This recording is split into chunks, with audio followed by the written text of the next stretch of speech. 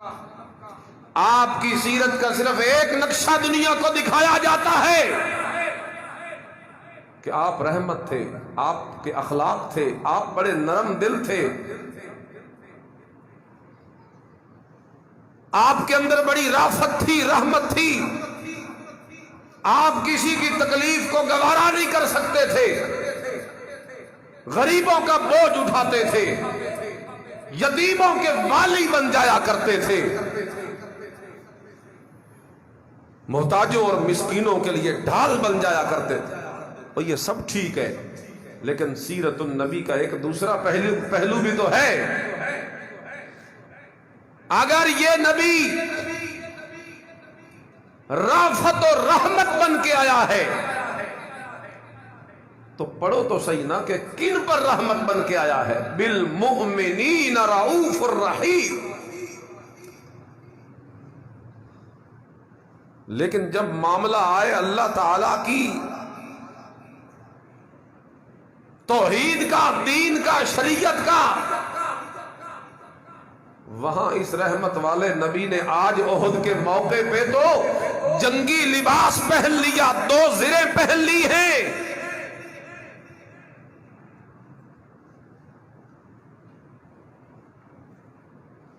اور میں اگر آپ کو بتاؤں یہ صرف احد میں نہیں پہنی جناب نبی۔ اچھا یہ احد تو ہو رہا ہے نا 5ویں 6ویں نمبر پہ جا کے، یہ سلسلہ چلا ہے 2 ہجری سفر کے مہینے سے، یعنی ہجرت کر کے آئے اور ہجرت کرنے کے دوسرے سال، ہجرت کے بعد دوسرے سال سے ابوا کے غزوے سے یہ سفر شروع ہوا، غزوات کا، لڑائیوں کا، جنگوں کا۔ غزوہ ابوا وہیں سے شرکت شروع ہوئی۔ اب سنتے جانا ذرا، اور 2 ہجری سے یہ سفر شروع ہوا، اسی میں پھر آپ نے تو غزوہ بدر اور احد سن رکھا ہے نا صرف۔ جناب نبی کریم صلی اللہ علیہ وسلم نے اپنی زندگی میں کل 27 غزوات میں شرکت کی ہے۔ کتنی جنگیں لڑی ہیں خود نبی علیہ السلام نے؟ 27۔ اچھا 2 ہجری سفر کے مہینے سے ابوا کا غزوہ ہوا، اور پھر آخری غزوہ 9 ہجری کے اندر جا کے تبوک کا غزوہ ہوا رجب کے مہینے میں۔ سفر سے لے کے 2 ہجری سے لے کے 9 ہجری تک، ان درمیان کے 8 سالوں میں اللہ کے نبی نے کتنی جنگیں لڑی ہیں؟ 27۔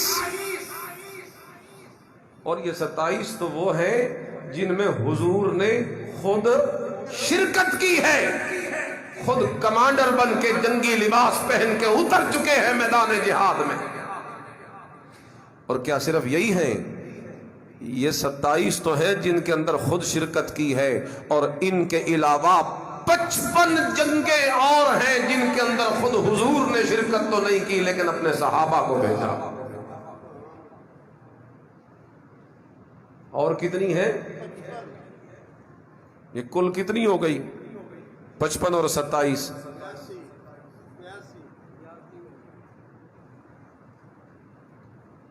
82 جنگیں حضور کی زندگی میں لڑی گئی۔ یہ سیرت کا یہ بھی تو ایک باب ہے نا، اسے کیوں چھپایا گیا؟ بس صرف یہی بتایا گیا کہ ہنس کے بولو، اخلاق یہی ہے کہ دانت نکال کے ہنسو، نرمیاں کرو۔ بھائی وہ سب کچھ ہے، لیکن اخلاق کا یہ اتنا محدود مفہوم کیوں کر دیا گیا کہ ہنسنے کو اخلاق کہتے ہیں؟ جہاں جس چیز کا موقع ہو وہیں پہ وہی صفت اپنا لینا اخلاق کہلاتا ہے۔ اگر امن کا موقع ہو تو امن سے رہنا اخلاق ہوتا ہے، اور اگر دشمن سر چڑھ آئے اور للکارے اسلام کو اور حملے کرے مسلمانوں پر تو وہاں تلوار نکال کے اس کا سر قلم کر دینا بھی اخلاق ہوا کرتا۔ ہم نے اخلاق سمجھا ہے ہنسنا، جب فلانے بندے کا بڑا اخلاق ہے، کیسے بڑا ہنس کے بولتا ہے، ہم نے سمجھا اخلاق صرف ہنسنے کو کہتے ہیں. اور نہیں میرے بھائی، اخلاق تو بڑا ایک جامع لفظ ہے، اسے اتنا چھوٹا نہ کیجئے، اسے محدود نہ کیجئے. اللہ اللہ اللہ اللہ. پھر ایک موقع تو وہ بھی آیا خود نبی کریم صلی اللہ علیہ وسلم نے قتال کے لیے خود تلوار چلائی. کچھ لوگ تو کہتے ہیں نا کہ حضور نے زندگی میں کسی کو قتل نہیں کیا، حالانکہ صحیح روایات سے ثابت ہے ابی ابن خلف کو حضور علیہ الصلوۃ والسلام نے خود قتل کیا تھا. زخم تو آیا اسے چھوٹا سا، لیکن آوازیں بیل کی طرح نکالتا ہے. لوگوں نے کہا شرم نہیں آتی، اتنا چھوٹا سا زخم ہے اور آوازیں کتنی نکال رہا ہے. اس نے کہا تمہیں کیا پتا، اس نے کہا تمہیں کیا پتا میری درد کا، یہ جس جگہ پہ محمد الرسول اللہ صلی اللہ علیہ وسلم کی تلوار کا مجھے وہ زخم ہوا ہے، مجھے اس جگہ پہ اتنی درد ہو رہی ہے، اگر میں اس درد کو پورے حجاز کے لوگوں پہ بھی تقسیم کر دوں تو سارے اس درد کی وجہ سے مر جائیں. یہ تو میں ہی ہوں جو برداشت کر رہا ہوں. اور مجھے محمد کی وہ بات یاد آ رہی ہے کہ اس نے مجھے کہا تھا کہ میں تجھے قتل کروں گا. تو پھر ہوا وہی، اسی زخم سے چیختے چلاتے واصل جہنم ہو گیا، مر گیا، حضور کے ہاتھوں قتل ہوا. میرے نبی کی سیرت کا یہ ایک عظیم باب ہے، اسے کیوں چھپایا جاتا ہے؟ بھائی ہم نے یہ باتیں کرنی ہے، ہم نے یہ تھوڑا کہنا ہے جا کے مسجدوں میں دھماکے کر دو، ہم نے یہ تھوڑا کہنا ہے بھی اپنوں کے اوپر بم برسا دو، ہم نے یہ تھوڑا کہنا ہے کہ جناب کوئی ایسی خوف کی فضا پیدا کر دو. وہ تو دہشت گردی ہے جس کا کوئی مذہب نہیں ہوتا. اسلام تو امن کا داعی ہے، لیکن امن کس چیز کا نام ہے کہ تمہارے گھروں کو آگ لگائی جائے اور تم ہاتھ باندھ کے بیٹھے رہو کہ اسلام امن کا داعی. تمہاری ماؤں بہنوں بیٹیوں کی عزتوں کو تار تار کر دیا جائے اور تم ہاتھ پہ ہاتھ دھر کے بیٹھو کہ اسلام امن کا داعی ہے. کس طریقے سے برما میں بوٹی بوٹی کی جاتی، کس طریقہ سے ابھی فلسطین میں ہمارے مسلمان بھائیوں پہ حملے ہوئے. تو ہمیں لوگوں میں یہ جذبہ ابھارنا ہے، اور صرف اس لیے ابھارنا ہے کہ میرے نبی کی زندگی کا حصہ ہے. یہ غیرت جو ہمیں ہمارے حضور نے دی ہے، ہم اس غیرت کو اپنے ذہنوں سے نکال کر بے غیرت کیوں بن جائے؟ ہم نے کوئی تفرقہ پھیلانا ہے، ہم نے کوئی بدامنی مچانی ہے، ہم نے کوئی اپنوں کو مارنا ہے، یا ہم نے جان بوجھ کے کسی کے گھر کو آگ لگانی ہے، یا ہم نے جان بوجھ کے کوئی خوف کی فضا پیدا کرنی ہے، یا ہم نے جان بوجھ کے کوئی ایسا ویسا معاملہ کرنا ہے؟ نہیں، وہ ساری چیزیں دہشت گردی کہلاتی ہیں. اور جو میں بیان کر رہا ہوں یہ دہشت گردی نہیں، یہ ایمان کا مسئلہ ہے، یہ قرآن کا مسئلہ ہے. اللہ کے نبی صلی اللہ علیہ وسلم نے جنگوں میں خود وَإِذْ تُبَوِّئُ الْمُؤْمِنِينَ مَقَاعِدَ لِلْقِتَالِ،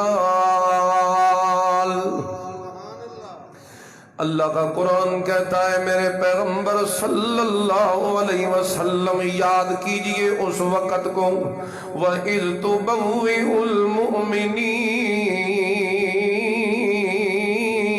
مَقَاعِدَ لِلْقِتَالِ، جس وقت آپ مومنوں کو، مجاہدین کو، اپنے جانثاروں وفاداروں کو، صحابہ کرام کو مورچوں پہ بٹھا رہے تھے. مقاعد کہتے ہیں مورچوں کو، للقتال،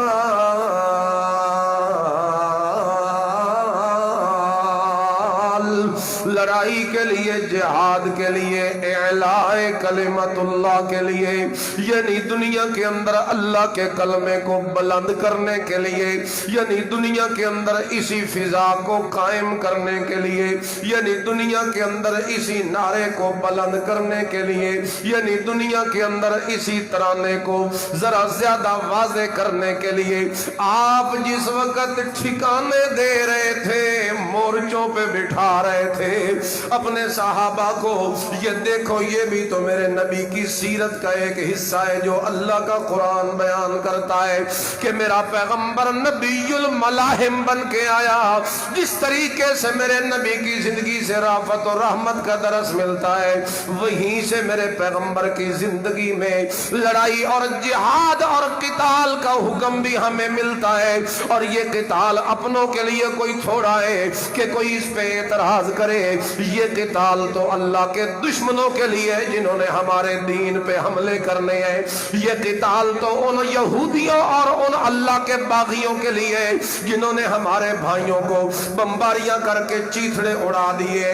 اور یہ قتال اور جہاد کوئی اپنی مرضی سے تھوڑا ہونا ہے، یہ قتال اور یہ جہاد تو اسلامی فوج کے شانہ بشانہ مل کے ہونا ہے، یہ قتال اور یہ جہاد تو اپنی افواج کے ساتھ ایک حمایت کا طریقہ ہے۔ اگر خدا نہ خواستہ کہیں کوئی ایسا موقع بنے کہ کوئی ظالم ہمارے ملک کی طرف دیکھے تو پھر کم از کم اس 22 کروڑ عوام کے دل کے اندر جہاد کا تعارف تو ہونا چاہیے، جذبہ تو ہونا چاہیے، کم از کم یہ چیزیں تو ذہن میں ہونا چاہیے، کم از کم اپنی افواج کے ساتھ مل کر اللہ کے دین کی سربلندی کے لیے، مسلمانوں کی عزت اور عظمت کے لیے اور تحفظ کے لیے وہ اپنی جانوں کو لوٹانے کا جذبہ رکھتے ہو۔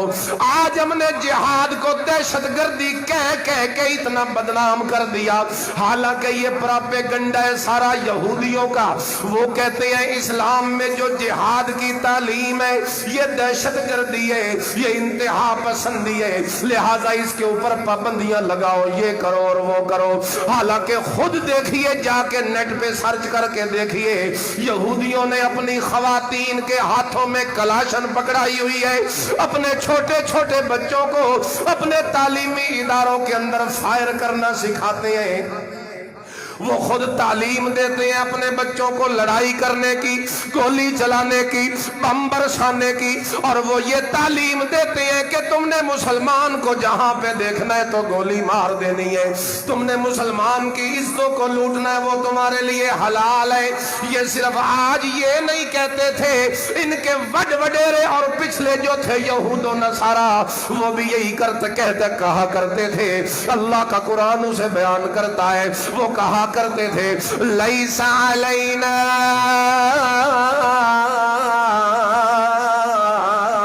فی الامین سبیل۔ وہ کہا کرتے تھے یہ جو ہے مسلمان، ان کے معاملے میں ہم سے پوچھ گچھ کوئی نہیں ہونی، ان کے مال کو ہم لوٹ لے تو ہم سے پوچھا نہیں جانا، ان کی جان کو ہم مار دے تو ہمارے اوپر کوئی گرفت نہیں ہوگی۔ یہ وہی تعلیم آج بھی اپنے بچوں کو دے رہے ہیں، اور وہ بڑھ رہا ہے، سر چڑھ رہا ہے، اور وہ سارے مسلمانوں کو تنگ کر رہا ہے۔ اور آج ہم یہاں قرآن کے سچے حکم جہاد فی سبیل اللہ جو کہ ایک ترتیب کے ساتھ ہونا ہے، جو اسلامی فوج کے ساتھ مل کے ہونا ہے، جو اپنے وطن کی بقا کے لیے ہونا ہے، جو اپنے قرآن کی سربلندی کے لیے ہونا ہے، جو اپنے نبی کی عزت کے دفاع کے لیے ہونا ہے، جو اپنی شریعت کے تقدس کے لیے ہونا ہے، جو مسلمان ماؤں بہنوں بیٹیوں کی عزتوں کو بچانے کے لیے ہونا ہے، جو اسلامی سرحدوں کے دفاع کے لیے ہونا ہے۔ آج ہم نے اسے دہشت گردی کہہ کے بدنام کر دیا۔ اور میرے بھائیوں، دہشت گردی اور چیز ہے اور جہاد کا حکم اور چیز ہے۔ جہاد کا حکم تو وہ ہے جسے اللہ کا قرآن بیان کرتا ہے، اور اللہ کا قرآن بیان کرتا ہے علم کے ذریعے، اور نبی علیہ السلام اس کے اوپر عمل کرتے ہیں۔ جنگی لباس میرے نبی نے پہنا، اپنے بہترین صحابہ کرام محبوب اور پیارے کمانڈروں کو شریک کرایا میرے نبی نے۔ حضرت حمزہ جیسا چچا اس احد کی جنگ کے اندر شہید ہو گیا، لیکن اللہ کے نبی پیچھے نہیں نہیں ہٹے. زید بن حارثہ جیسا کمانڈر اللہ کے نبی سے جدا ہوا لیکن اللہ کے نبی نے ہمت نہیں ہاری. حتیٰ کہ بڑے بڑے کمانڈر اللہ کے نبی کے ہاتھوں نکل گئے لیکن اللہ کے نبی جی ڈٹے رہے. حتیٰ کہ علی المرتضی رضی اللہ تعالیٰ عنہ کہتے ہیں اللہ کے نبی کے اندر اتنی استقامت تھی میدان جہاد کے اندر. حتیٰ کہ وہ حنین کا جو موقع تھا وہاں پہ جس وقت دشمن نے اچانک تیر اندازی شروع کی 12,000 کا لشکر ادھر ادھر نکل گیا اور وہ پیچھے جانے پہ مجبور ہو گیا. لیکن حضرت علی فرماتے ہیں ان 12,000 میں اکیلا محمد الرسول اللہ تھا جو ڈٹ کے میدان میں کھڑا تھا.